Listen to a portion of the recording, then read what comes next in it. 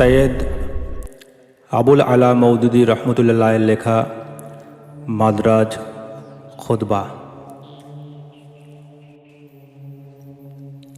যে নিরাপত্তার ব্যবস্থার কথা বলা হয়ে থাকে তা এই যে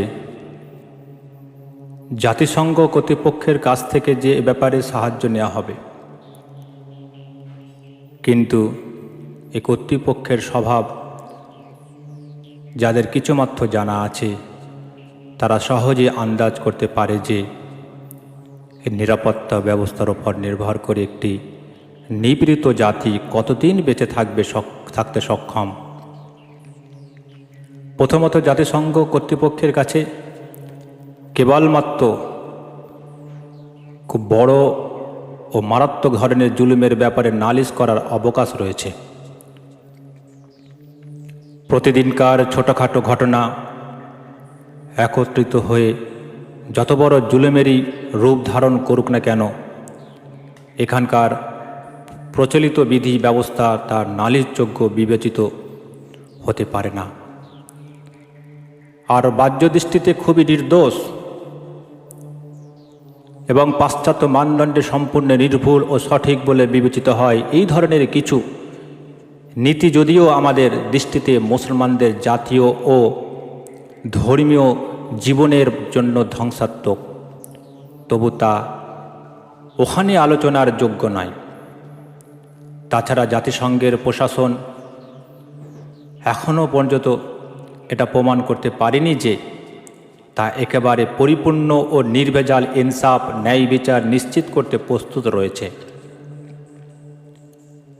এর সদস্যরা আপোষহীনভাবে শুধু মূল ঘটনাটা কি এবং তাতে ইনসাফের দাবি কি তাই দেখে না, বরং এটাও বিবেচনা করে যে সরকারের বিরুদ্ধে অভিযোগ উঠেছে তার সাথে আমাদের নিজেদের সরকারের সম্পূর্ণ সম্পর্ক কীরূপ এবং তাকে দোষী সাব্যস্ত করা আমাদের সরকারের স্বার্থের জন্য ক্ষতিকর না কল্যাণকর। এমত অবস্থায় জাতিসংঘ প্রশাসনের চোখে আগামীতে ভারত ও পাকিস্তানের আপেক্ষিক মর্যাদা কি হবে এবং কার বক্তব্য বেশি গুরুত্ব পাবে তা বলা যায় না। হিজরত ও নাগরিক বিনিময়। হিজরত অর্থ মুসলমানদের স্বেচ্ছায় ভারত ত্যাগ করে পাকিস্তানে গিয়ে বসতি স্থাপন করা। নাগরিক বিনিময় অর্থ হল উভয় সরকার কর্তৃক পারস্পরিক সমঝোতার ভিত্তিতে একটি সুনির্দিষ্ট বিধিগত কাঠামোর আওতাধীন নিজ নিজ জাতিভুক্ত নাগরিকদেরকে নিজ ভূখণ্ডে এনে পুনর্বাসিত করা। এই দুটোর মধ্যে হিজরত কার্যোপযোগী বটে, কিন্তু তা দ্বারা ভারতের মুসলমানদের সমস্যার কোনো সমাধান হবে না। কেননা সেক্ষেত্রে শুধুমাত্র যেসব লোকই কার্যকরী করতে পারবে তারা যথেষ্ট বিত্তশালী কিংবা অত্যাচারের অতিমাত্রায় অতিষ্ঠ হয়ে উঠেছে। বর্তমান যখন যা মনে চায় তখন তাই করার মনোবৃত্তির অধিকারী কিছু ভাগ্য অন্বেষী মানুষ, সাধারণ মুসলিম অধিবাসীরা বর্তমানে যেখানে বসবাস করছে সেখানেই বসবাস করতে থাকবে।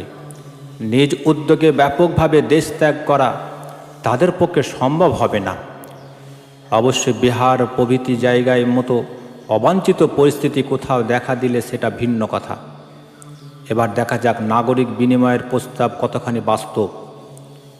আমার তো মনে হয় না যে আগামী 50 বছর পর্যন্ত ভারত ও পাকিস্তানের সরকারদ্বয় 4.5 কোটি মুসলমান এবং 2.5-3 কোটি অমুসলিমকে এপার থেকে ওপার থেকে এপারে স্থানান্তরের ব্যবস্থা করতে সক্ষম হবে। আন্তরিকভাবে ইচ্ছুক হলেও তা করতে পারবে না। তবুও যদি কেউ আশায় উপর নির্ভর করে বাঁচতে চায় তবে বাঁচুক।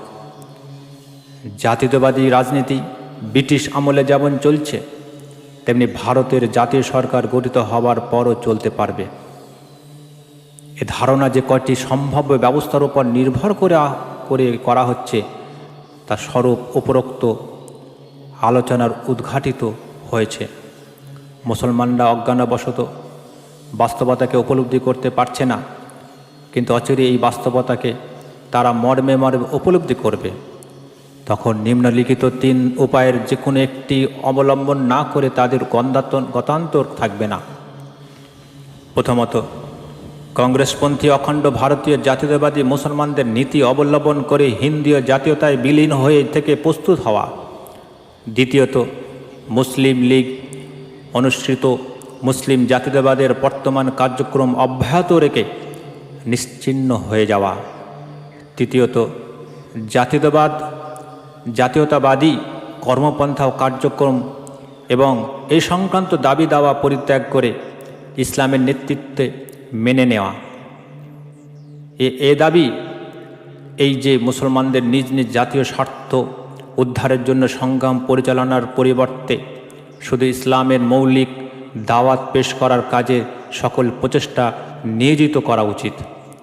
জাতি হিসাবে আপন চরিত্র কার্যকলাপের সামষ্টিক জীবনে তাদের ইসলামের সাক্ষ্য দেওয়া উচিত, যাতে দুনিয়ার মানুষ বিশ্বাস করতে পারে যে প্রকৃতপক্ষে এ জাতি কেবল নিজ স্বার্থের জন্য নয়, বরং বিশ্ববাসীর কল্যাণার্থে এবং তাদের সংস্কারের সংশোধনের জন্য আপন জীবনকে উৎসর্গ করেছে। আর যে আদর্শ মূলনীতি তারা পেশ করেছে প্রকৃতপক্ষে তা মানব জীবনের ব্যক্তিগত ও সামষ্টিকভাবে মহত্তম উৎকৃষ্টতম মানে উন্নীত করতে সক্ষম। এ শেষোক্ত পথটাই মুসলমানদের জন্য অতীতে মুক্তির একমাত্র পথ ছিল আর এখনও আছে। আমি কয়েক বছর ধরে তাদেরকে এদিকে আহ্বান জানাচ্ছি, তারা যদি জাতীয়তাবাদী রাজনীতির পথ অবলম্বন না করে এ পথ অবলম্বন করত, আর বিগত 10 বছরে যেভাবে তারা গোটা জাতীয় শক্তিকে এ পথে নিয়োজিত করেছে, সেভাবে যদি এ পথে নিয়োজিত করত, তাহলে আজ ভারতের রাজনীতির মানচিত্র অন্যরকম হতো। ছোট ছোট দুটো পাকিস্তানের বদলে সমগ্র ভারতের পাকিস্তানে রূপান্তরিত হওয়ার সম্ভাবনা দেখা দিত। কিন্তু আমার এই আহ্বান তখন তাদের কাছে একজন শত্রুর অথবা উন্মাদ বন্ধুর আহ্বান মনে হয়েছিল। এখন পরিস্থিতি তাদেরকে এমনভাবে ঘেরাও করেছে যে বাধ্য হয়ে ইসলামের পথ অবলম্বনের পর্যায়ে এনে দাঁড় করিয়েছে। এখন তাদের বাঁচার পথ একটাই অবশিষ্ট রয়েছে, তা হলো ইসলামের পথ, আসল প্রকৃতপক্ষে নির্ভেজাল ইসলামের পথ। অন্যান্য পথ হয় আত্মহত্যার পথ, নতুবা মানদণ্ড অথবা স্বাভাবিক মৃত্যুর পথ। যে সময়টা আমি পূর্বাভাস দিচ্ছি তা এখন অত্যাসন্ন। ভারতের চলমান রাজনীতির যুগে অবসান হয়ে যখন নতুন যুগের সূচনা হবে, সংখ্যালঘু এলাকাগুলিতে মুসলমানরা তাদের সত্যিকার নৈরাশ্যজনক অবস্থান সর্বত্রভাবে অনুভব করতে আরম্ভ করবে। এটা হবে একটা বিরাট আন্দোলনের পতনের সময়, এবং এটা খেলাফত আন্দোলনের পতনের চেয়েও কয়েক গুণ ভয়াবহ বিপজ্জনক হবে। খেলাফত আন্দোলনের ব্যর্থতায় মুসলমানদের মধ্যে যে স্থবিরতা বিশৃঙ্খলা দেখা দিয়েছিল তা ক্ষতিকর হলো, ধ্বংসাত্মক ছিল না। এখন যদি পুনরায় কোথাও সেই অবস্থার উদ্ভব হয়, তাহলে নিশ্চয়ই তা ধ্বংসাত্মক হয়ে দেখা দেবে। বর্তমান সময় পর্যন্ত যারা মুসলমানদের নেতৃত্বে বহাল রয়েছে, মুসলমান তাদের ব্যাপারে নিরাশ হয়ে নতুন কোনো ভ্রান্ত নেতৃত্ব ও আশার আলো যদি না পায়, তাহলে তাদের ওপর হতাশা নৈরাশ্য জেঁকে বসবে। কেউ জাতীয়তাবাদী মুসলমানদের দিকে ছুটবে, কেউ কমিউনিস্ট দিকে অগ্রসর হবে, কেউ হিজরত করতে প্রস্তুত হবে, কেউ হতাশাগ্রস্ত হয়ে হাত পা গুটিয়ে বসে পড়বে, আবার কেউ বা চরম ভগ্ন হৃদয়ে অথবা নিছক বেকুফের মতো হতবুদ্ধি হয়ে হেরে যাওয়া জাতীয় সংগ্রামকে পুনর্জীবিত করে শুধু নিজের জন্য নয়, বরং নিজের হাজার হাজার নিরাপদে ভাইয়ের জন্য ধ্বংস ডেকে আনবে।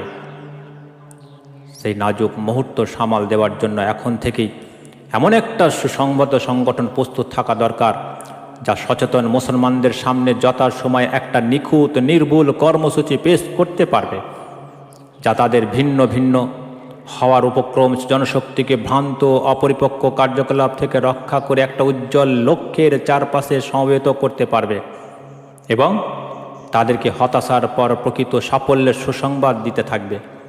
আমি দোয়া করি যেন আপনাদের এই সংগঠনের সেই কাজটি সম্পূর্ণ করার সুযোগ এবং সামর্থ্য লাভ করে।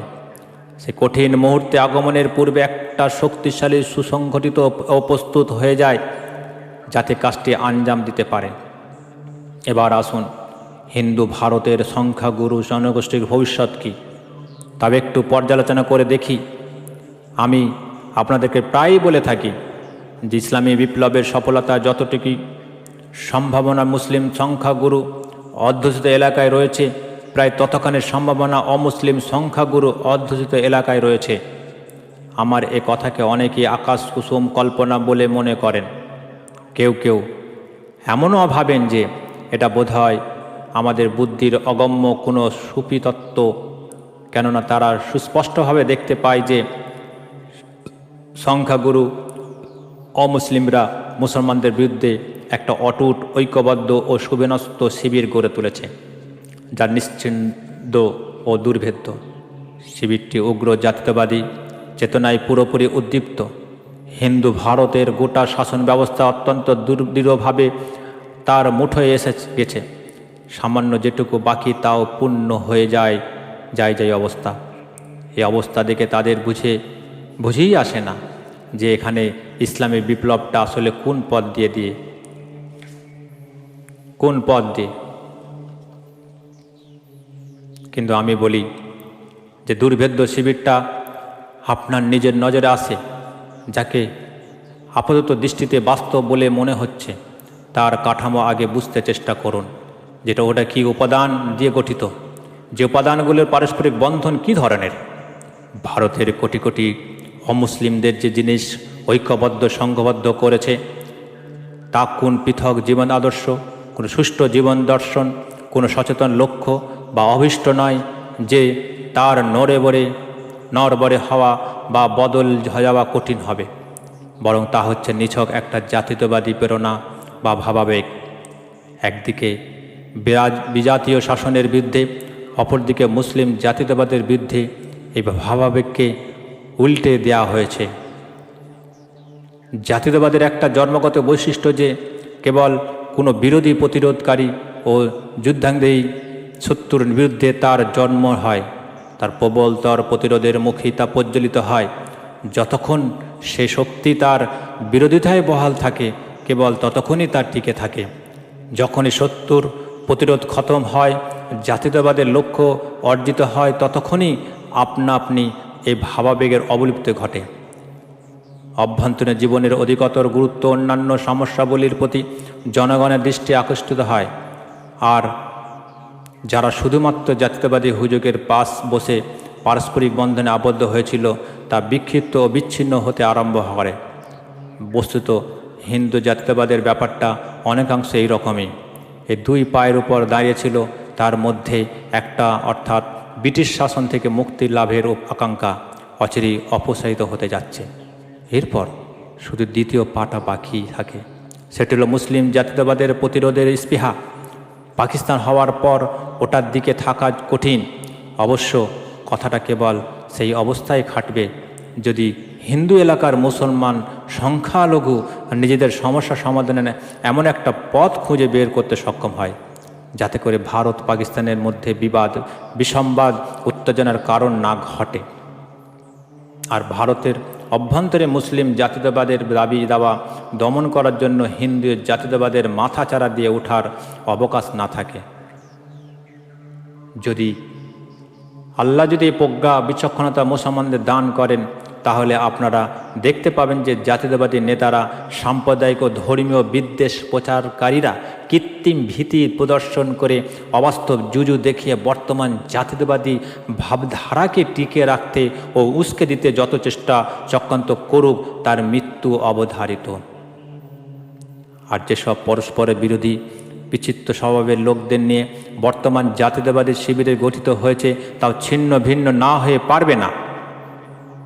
কারণ শিবিরের অভ্যন্তরে এক সাংগঠনিক উপাদানগুলোর মধ্যে যে সামাজিক সংস্কৃতির উৎপীড়ন, অবিচার, যে অর্থনৈতিক জুলুম, যে স্বার্থগত উদ্দেশ্যগত টানাপোড়েনের দ্বন্দ্ব সংঘাত এবং যে শ্রেণীগত ও সাম্প্রদায়িক বিভেদ বৈষম্য বিরাজমান, বহিরাগত বিপদ অপসৃত হওয়ার সাথে সাথেই তার অস্তিত্ব তীব্র অনুভূত হবে।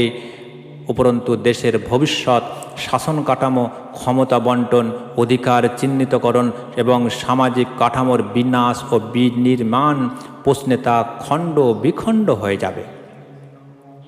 এই বিভক্তর জন্য এমন শক্তিশালী ও স্বাভাবিক কারণ বিদ্যমান রয়েছে, তা সংঘটিত হওয়াকে যেন শক্তি ঠেকে রাখতে পারবে না। হিন্দু ভারতের বর্তমান সমাজ কাঠামো অসংখ্য শ্রেণী দিয়ে গঠিত। এইসব শ্রেণীর কতক অন্যায় শ্রেণীর ওপর আধিপত্য বিস্তার করে রেখেছে, তার কতক উচ্চতর শ্রেণীগুলোর অধীন নিপীড়িত নিষ্পেষিত। এসব শ্রেণীর মানুষের মনে এইরূপ ধারণা অত্যন্ত গভীরভাবে বদ্ধমূল রয়েছে যে কোনো শ্রেণীর মানুষ জন্মগতভাবে কুলীন, কোনো শ্রেণীর মানুষ জন্মগতভাবে নীচ ও হীন। এ ভেদাভেদ বৈষম্য চিরন্তন কোনোক্রমেই অপনতযোগ্য নয়। পুনর্জন্মবাদী দর্শন সংস্কারের আরও মজবুত হতে সাহায্য করেছে। নিম্ন শ্রেণীগুলোর ব্যাপারে প্রবল বিশ্বাস জন্মানো হয়েছে যে তারা নীচতা হীনতার জন্যে জন্মেছে এবং এটা তাদের পুনর্জন্মের কর্মফল, যা তাদেরকে ভোগ করতেই হবে। এই অবস্থার পরিবর্তনের যে কোনো চেষ্টা বৃথা যেতে বাধ্য। এ সমাজের কাঠামোতে প্রত্যেক উচ্চতর শ্রেণীর মাথায় ওপর পা রেখে দাঁড়িয়ে রয়েছে, তাকে পদদলিত করছে। সমাজের প্রত্যেক অংশে কুলীন ও অকুলীনের বৈষম্য বিরাজমান। পদে পদে রয়েছে অবিচার, বেইনসাফি, কি খাওয়া দাওয়া, কি বসবাসে, কি বিয়ে শাড়িতে। সমাজের রন্ধে রন্ধে রয়েছে ভেদাভেদ, বৈষম্যমূলক আচরণ। এই বৈষম্য শুধু যে সমাজের বিভক্তি ফাটল সৃষ্টি করেছে তা নয়, সেই সাথে ঘৃণা, অবজ্ঞা, অবমাননার প্রচলন ঘটাচ্ছে। এমনকি কুলীন শ্রেণীর নিম্নতর শ্রেণীর লোকদের একই ধরনের পোশাক অলঙ্কাবাদী ব্যবহার করা পর্যন্ত বরদাস্ত করতে প্রস্তুত নয়। অল্প দিনে আগের কথা যে রাজপুতানার চামার প্রভৃতি নিম্ন শ্রেণীর লোকেরা যুদ্ধের কল্যাণে সচ্ছল হওয়া এবং বিদেশের যাওয়া লাগার কারণে একটু রুচির উন্নতি ঘটায় কুলীনদের গৃহবধূদের মতো নিজেদের গৃহবধূদেরকেও পোশাক অলঙ্কারের ব্যবহার করতে আরম্ভ করেছিল। আর যাই কোথায়, সেখানকার কুলীন গুর্জর জাটলা স্থল কাণ্ড ঘটে দিল। যদি গুর্জর জাটরা স্বয়ং রাজপুতদের কাছ থেকে একই ধরনের ব্যবহার পেয়ে আসছিল এবং সেজন্য তাদের মনে প্রচণ্ড ক্ষোভ অসন্তোষ ছিল, কিন্তু তথাপি চামাররা হঠাৎ তাদের সমকক্ষ হয়েও যাবে, এটা তাদের কাছে খুবই অপমানজনক মনে হয়েছিল। এজন্য তাদের গোত্রের লোকেরা সংঘবদ্ধ হয়ে অধঃপতিত লোকদেরগুলোকে জোরপূর্বক আগের এই হীনতার অবর্তে নিক্ষেপ করার তোড়জোড় শুরু করে দিল। সেখান থেকে তারা উপরে উঠতে উদ্গ্রীব ছিল। এরপর পার্ট 3 জন্য অপেক্ষা করুন।